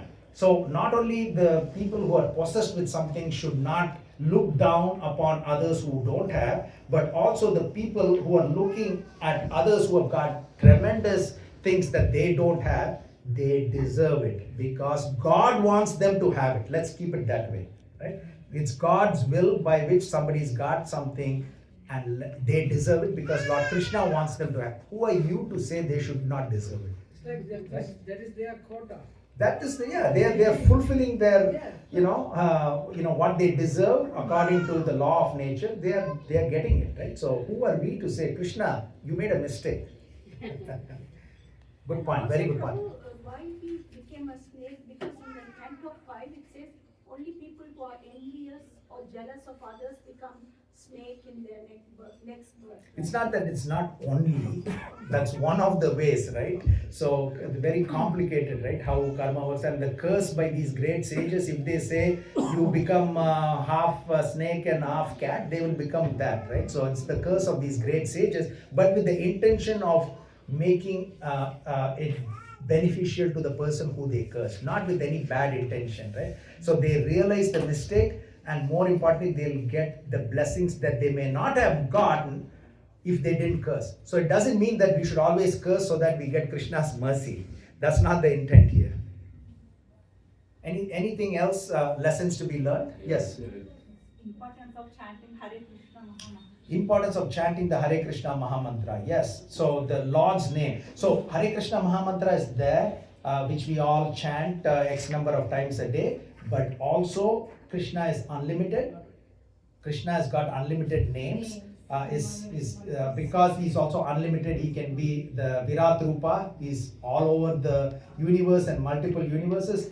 So Krishna is big. Krishna's names are also large, right? You have Vishnu Sahasranam, 1,000 names of Vishnu, million names of Vishnu, and Chaitanya Mahaprabhu also says, Krishna's got unlimited names. So if you are able to chant more of his names, more of his qualities, we can. But names are important. Chant the names of the Lord. Can we make the plates? You have anything to drink for Prabhu, tea or something? Okay. Yeah, so you can start making it. We'll be done in about 10-15 minutes, right? Okay. Sorry, I thought there'll be some nice tea, but next time. You know, the mint tea and things like that. Okay, anything else from the first? Yes. So one more lesson learned is like seeing Krishna within our heart as a super soul and seeing Krishna everywhere. Yes, seeing Krishna within us and seeing Krishna everywhere else. What is that? 6.30. Can somebody read Bhagavad Gita 6.30? What Prabhu said? 6.30. We just finished this one. 1 second. So 6.30. Anybody can read Bhagavad Gita 6.30 verse. I can say it from my heart. Oh, you know that verse 6.30? No. I'm saying, yeah, he's seated in the same Paramatma, one of the expansions of Krishna. It's known and it's not different from Krishna, the Paramatma, but he's seated in the heart of each and every living entity, even though it looks divided, but he's one, he's seated, and he knows the past, present, future of all the living entities, but we can only know we can't even know our past. Yeah. So good lesson. Yo mam pashyati sarvatra. Anybody can read that fully? Yo mam pashyati sarvatra sarvam cha mai pashyati tashyam na paranasyami sa cha me na prasannasi. And the translation is? For one who sees me everywhere and sees everything in me, I'm never lost, nor is he ever lost to me. So that's what you had mentioned, right? So if you see Paramatma is in your heart, both of you are saying the same thing, and you're seeing Krishna everywhere, praising the nature as well. Okay, so let's see what we have here. So respect traditions and honor great personalities. So the Vrajvasi's pilgrimage during Shivaratri shows their relevance for Lord Shiva and Vedic customs. Respecting sacred traditions helps us avoid aparadh and fosters harmony among different paths of worship. Okay, so let's not, in special occasions, we have to do what we're supposed to do. Austerity purifies the heart. Fasting with water and observing vows is an ancient practice that strengthens our mind, purifies our heart, and deepens our devotion. You all agree? Because why? They went there and they just drank the water on Shivaratri. Generosity is the heart of bhakti. The Bhagavatam repeatedly highlights how devotees give freely. True devotional life expresses itself through charity, sharing, and serving others. These are all important lessons. You know, the pastime was there, but then these are significant lessons to be learned so that we take this with us back home, right? And then we internalize that. Cry out to Krishna in helplessness. When Nanda Maharaj called out in danger, Krishna personally came to save him. We too should call upon the Lord sincerely in moments of helplessness. Right? Devotees risk themselves for others. The cowherd men fearlessly tried to rescue Nanda Maharaj despite the danger. Their instinct was compassion, not self-preservation. Real devotion expresses itself in courageous service. Do what you can and God will do what we cannot. That's the one. And then, God's mercy solves many problems at once. With one merciful act, Krishna saved Nanda Maharaj, liberated Sudarshana, and relieved the entire community. They were so anxious. Divine grace works in multiple dimensions simultaneously. Okay, we are okay with this? Yeah. Pride distances us from God. Sudarshana became a snake simply by mocking sages. Pride, even a trace, can cause severe consequences and block spiritual progress, right? I'm the best in this, I'm the best. Even spiritually, we can get into, problems, right? Like I'm the best in giving, maybe doing kirtan, right? So when we get into that, we'll be in trouble. Not just material possessions or the beauty, but even spiritually, if we have got this, we'll be in trouble. Krishna's mercy is stronger than karma. This is one of the important takeaways, okay? So God's mercy, that's why you pray, that's why we chant, that's why we go to the temples, holy dhams, etc. Otherwise what? We can just stay back. One astrologer said, my karma is this, so nothing can change. Then what's the point in having temples and prayers and Vedic verses, etc.? So Krishna's mercy is stronger than karma. Karmic reactions can be powerful, but Krishna's touch or Krishna's name also touches us, right? Instantly destroyed Sudarshana's snake body. Divine grace surpasses the rigid laws of karma, because the law of karma is from the Lord himself. Okay? See problems as blessings in disguise. Instead of complaining, Sudarshana recognizes curse as a blessing because it ultimately brought him to Krishna's lotus feet. So a devotee sees difficulties as opportunities for spiritual growth. And see my word in red. What did I put there? No pity party. So usually, some 4 or 5 like-minded people will get, this happened, no pity party at all. So party of, sharing your pittiness, no. So look ahead, not what has happened. Taking shelter of Krishna removes all fear. So both Nanda Maharaj and Sudarshana experience complete protection after surrendering to the Lord. Fear disappears when faith deepens. Okay, important. These are significant things for our day-to-day. This is take home for all of us. Okay? Seeing, hearing, and chanting about Krishna purifies us. Sudarshana taught us. Seeing Krishna brings freedom from suffering. Chanting his holy names purifies both the chanter and the listener. Being touched by him brings unlimited blessings. Every interaction with the Lord elevates and transforms the heart. Okay, now lessons are to be learned from the second pastime. Anything unique in the second pastime? What was the second pastime? What was the demon's name? Anything that you can think of, what would be the takeaway from that? So danger can come to you unexpectedly Very at good. any time. Yeah, danger can strike us at the least expected moment. That's the problem, right? We can't expect when something will happen to us. Forget about the ultimate thing, death, but even suffering can come at the most unexpected time. Anything else? Lesson of generosity. Even Krishna killed the Sankachuda and he could have kept the jewel. Good point. But Very he has good given point. to Balaram. Yeah, so he took the jewel and gave it to Balaram as It well. happens to us, like if we get anything, in corporate culture, if we get a gift card, we keep it to us. We don't share with anyone. See, this is Even very with the practical, spouse. right? Very practical, right? Even So- with the spouse, we don't share. Like it's Yeah, my yeah. thing. I spend so. Yeah, very good point. And it goes back to, the Mahabharata thing where between austerity and charity, which is slightly easier? Austerity, standing in neck deep ice water and chanting also may be okay. But Prabhu, can I have the $200 for that? Let me think about it, right? I mean, it's a fact of the matter. Okay, so let's see what else can we learn from this pastime. Praising nature is praising the Lord. Because Lord himself was praising the nature. So it's always good when you go out, it could be summer, there are some things that you can always appreciate outside in the nature, right? So just like the Lord's glorified moon, stars, etc. And then we have, Lord Krishna is giving us examples in Bhagavad Gita 7, 9, 10, 15. So let's use that, right? I am this fragrance of so many things, right? You can just read that, hopefully you took some pictures from the slides that I put. Danger comes unexpectedly, right? Even at the peak of beauty and peace, Sankachuda struck suddenly, right? And Gajendra pastime, Govardhan Leela pastime as well, right? So they were offering all these wonderful things to Indra, and then Krishna said stop, and then pillars of rain suddenly started coming. So again, least expected time. Calling out to the Lord brings out protection. That's the common theme, right? So Hare Krishna Mahamantra is always there to protect us.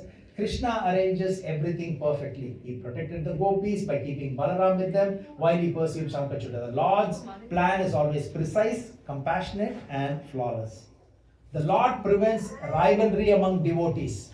So he did not give it to the gopis, he gave it to Balaram, who is his elder brother. Lust and material desire must be driven away. This pastime, right? He's been driven away. So lust and material desire must be driven away. Sankachuda is symbolically associated with lust, disturbing pure devotion. Krishna personally removes desire that obstructs our love for him. Not everyone can tolerate the devotee's happiness. Okay, so Sankachuda was one of them. The gopis' first response was to take shelter. So that's what we will have to do. Krishna responds faster than we expect. He did not walk.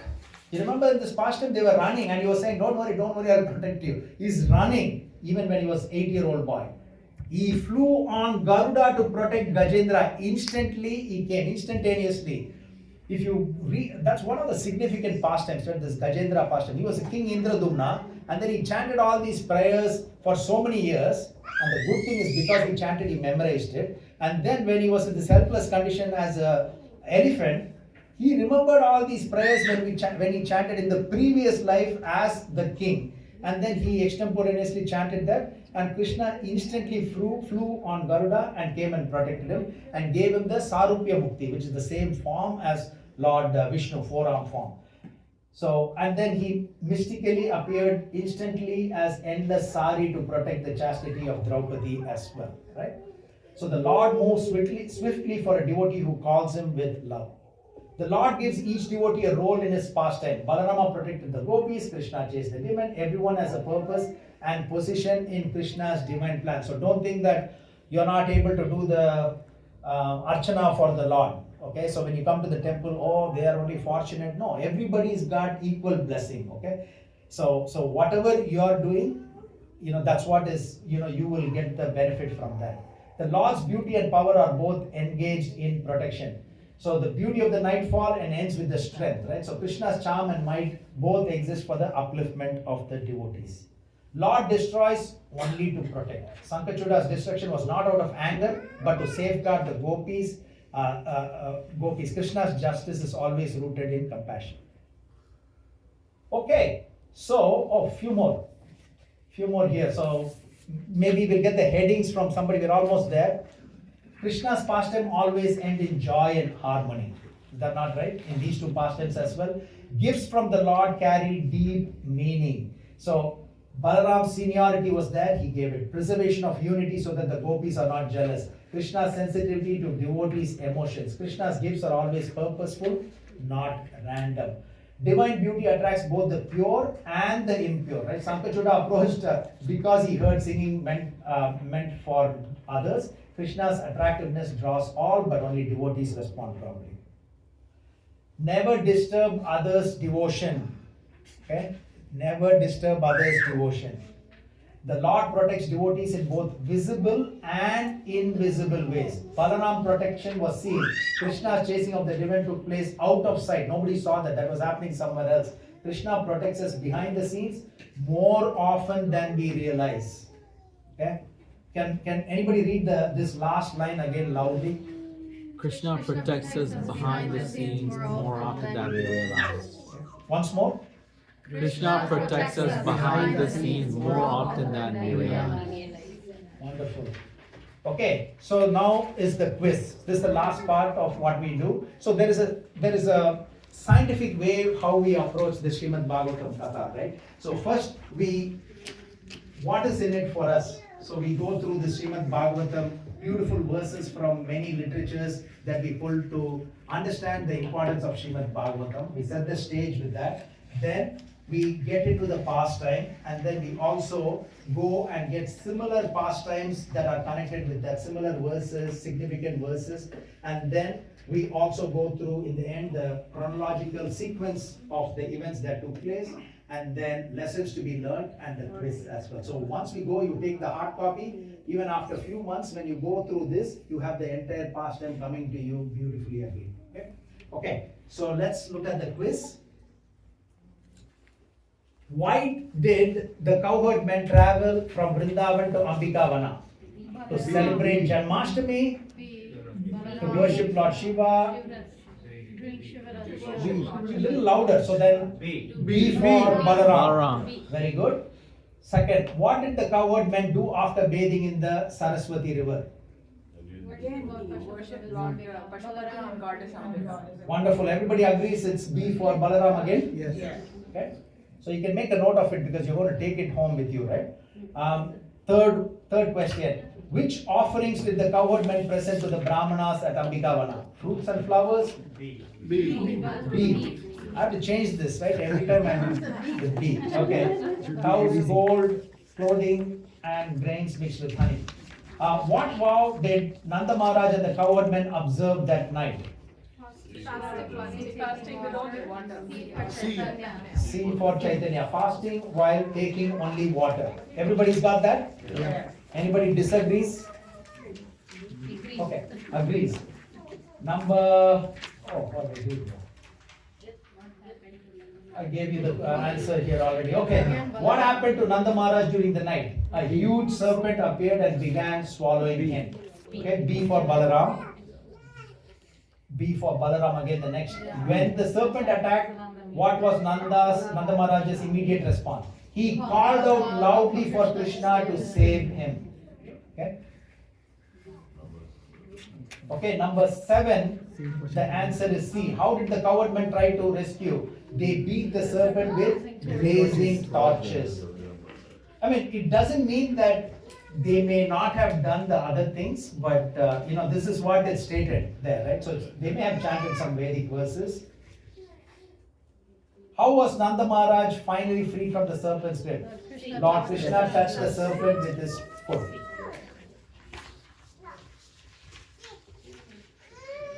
Well, you give the answer for all. Yeah, so I should have done the animation properly. I did not do that.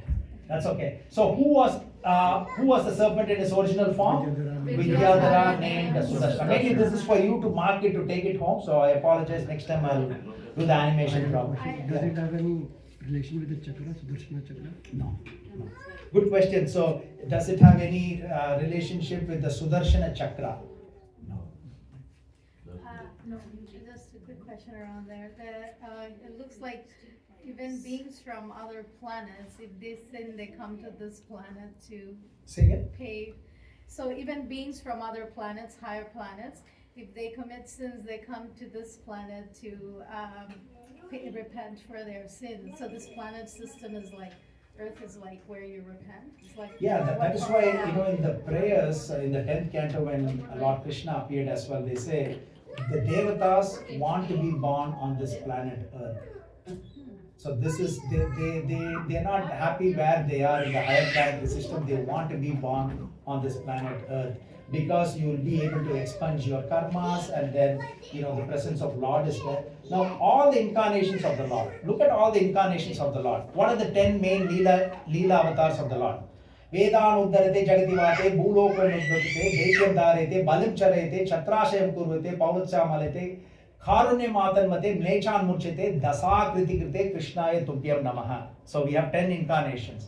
What is the first incarnation? Matsya Avatar, fish, Kurma, Varaha, like that it goes on, right? Where did they appear? So when they appeared, did they appear on Earth or in Indraloka? Earth. So it's all in the 7th plane they appeared. So Earth is significant, so being born on Earth, we are so fortunate in that way. Okay, so the next one is, the answer is C. Why was Sudarshana cursed to become a serpent? He ridiculed sages of Angira's lineage due to pride in his beauty. C again, Sudarshana explained that being cursed by the sages of Angira's line was actually beneficial because it caused him to be touched by Krishna's lotus feet. Everybody agrees? Yes. So 11 is C and 12 is B for Balaram again. After completing Shiva worship, how did the residents of Braja react to Krishna's act? They were astonished and glorified his power. But immediately after that, Yogamaya will make them forget it, right? So, just to answer your question, right? So one of the reasons they want to be born here is, we talked about the 10 Leela avatars of the Lord, Matsya avatar, Kurma avatar, Vara avatar, Narsimha avatar, all of them appeared on earth, right? None of these incarnations of the Lord appear in Swargaloka. The past tense are not there, it's all here. Yeah, that's what I'm thinking. Like, even in people from higher planetary systems, if they sin, they come to this planet. So this planet is like where you repent for your sins and get more. It's like they said that this material world is like the university, right? We learn here based on the mistakes that we make, and then we graduate. It's like one form of hell, but not really a bad hell. It's in a way, it's a good hell kind of thing. Yeah, you can say that. But Prabhuji, even someone would wish for the mukti or moksha. Then once we get that mukti or moksha, then why do we feel that we have to come back on this earth? as you said, that they want to come to the. Because the pathway, the general pathway is from here, so not from here to here, it's from here to here, it is said. So the Devatas want to come back here because to be part of the pastimes, to go to all these holy places where the lotus feet of the Lord was there, so they want to experience that, and from here they go springboard to the highest planet, not from here, but from here. The easier way to go. That's what it says in their prayers. But அவெல்லாம் மோட்சதானே எடுத்திருக்கப்ப. No, they don't have the moksha. They are in the, in a way, it's like somebody is in, a place, country that is really got lot of problems, and then whereas somebody is in Switzerland, right? So they are in Switzerland, still on, so little better than this, but it's not. Like somebody is in the worst jail, but somebody is in a first class jail. Still a jail, but they have newspaper and a small TV. So it's still not the best thing, right? Why would you want to get promoted from a third-rate jail to first-rate jail, right? So you want to go beyond the jail, out of the jail. So they don't have the moksha. They are in a better living condition than we are, right? But that's not, once you have the better living condition, still you're frustrated, right? Again, going back to the example, we were all in different countries and we thought, if only we have a $1 million home, my God, that will be ultimate. If we have this car, that's all we wanted. That was the dream 40 years ago, 50 years ago. Fast forward where you are right now. You have a home which is, more expensive than that, and what you wanted 40 years ago, you already have it. Are you completely satisfied now? No. It's still a journey, it's not a destination, right? Or now you're looking at that $5 million house, you have BMW, but you want Lamborghini, right? So it's always it's a journey, not a destination. So even for them in the higher planetary system, they already have what they have, still it's not enough, right? So the because the soul is unlimited, but then there is limitation whether we are in earth or higher planets. That's why these prayers of Devatas, they all want to come to earth and then they want to springboard to the spiritual world. Thank you. Okay, so I think we're almost there. I think this is the last set of questions. I apologize for answering this. Maybe one more page. Which deeper theme is demonstrated when Krishna touches the serpent and instantly destroys his sinful reactions? The Lord's mercy supersedes karma instantly. So that's one of the takeaways, right? So again, some astrologer saw my palm and he said, forget about all that, right? And Srila Prabhupada in one of the purposes said, when we participate in the Kirtan, what do? So it is said that, so somebody went to an astrologer and he said, oh, this is bad, this is bad. Then he was participating in all these kirtan, and then many years later, he went and showed, this is not the palm that he showed, no, this is the same. So apparently, it takes some twists and turns for the better, right? And it is said that when you clap, it's like there is a tree with all the birds. Let's say all the birds are your sinful reactions waiting. So when you clap, all the birds fly away, right? So Lord's mercy supersedes karma instantly. When Krishna and Balaram were playing at night with the gopis, what attracted everyone? Their singing, producing all musical notes simultaneously. You're making a note of it, right? Okay. So this one is what did Shankachuda do when he arrived at the scene of the nighttime pastime? He chased the gopis and drove them away towards south or north? North. Why? His area. Kubera is, that's his direction. Why Shankachuda fled the moment he saw Krishna and Balaram? They appeared like the personified forms of time and death. We didn't focus too much on this, but that's the answer. Okay. Last slide here. So while pursuing Shankachuda, what did Krishna desire to take from him? The crest jewel. Okay. Then how did Lord Krishna finally kill Shankachuda? With his fist. With his fist or the sala tree? Fist. Okay.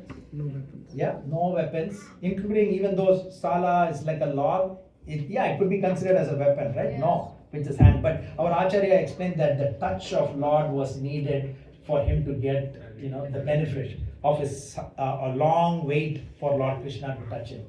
Why did Krishna give why did Krishna give Sankachuda's crest jewel specifically to Balaram instead of the gopis? To avoid rivalry among the gopis. And the last one, according to Bhaktivinoda Thakur, what symbolic anartha did Sankachuda represent? See. So this is a tough one, right? The answer is D for Damodar. Desire for name and fame and morbid desire for money. That's the verbatim of what Bhaktivinoda Thakur has put. His Divine Grace A.C. Bhaktivedanta Swami Srila Prabhupada ki jai. Anything else that would you like to share in the next 1 minute as they are already preparing for our nice question? Yes. That crest jewel, does it have any other significance? He went for that specific jewel. Is there some kind of power? Because they had to. It says that he had to separate the head from the crest jewel. Did it have power? Is that? That's a great question. So it is supposed. I'm pretty sure this will be continuing in some other Purana with the significance of this jewel. But in Srimad Bhagavatam, it just says it's a significant jewel, and when he was killed, it was taken and given to Balaram. So it is not like the Shamantaka. Yes, Prabhu. Yeah.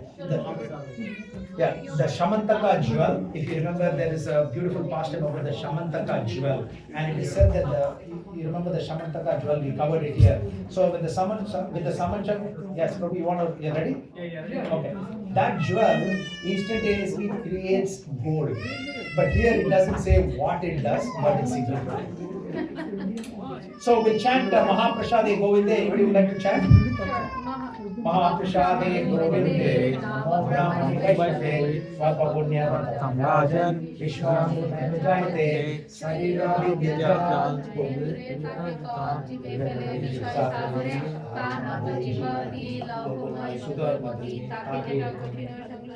Krishna Bharadaya Mai Karivare Jivadaya Swaprasada Nilopay Se Anamrit Pav Radha Krishna Guruga Vrimeda Koshi Chetananita Janimai Janitay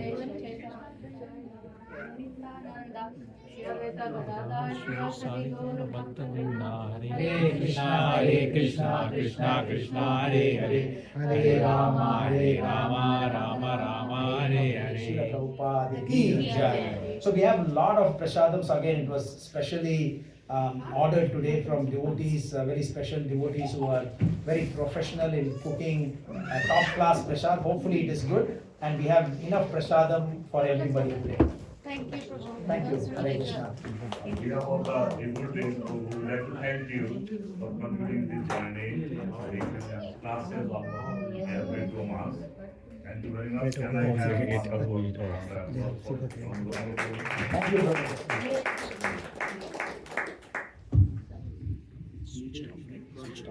Sorry, oh yes.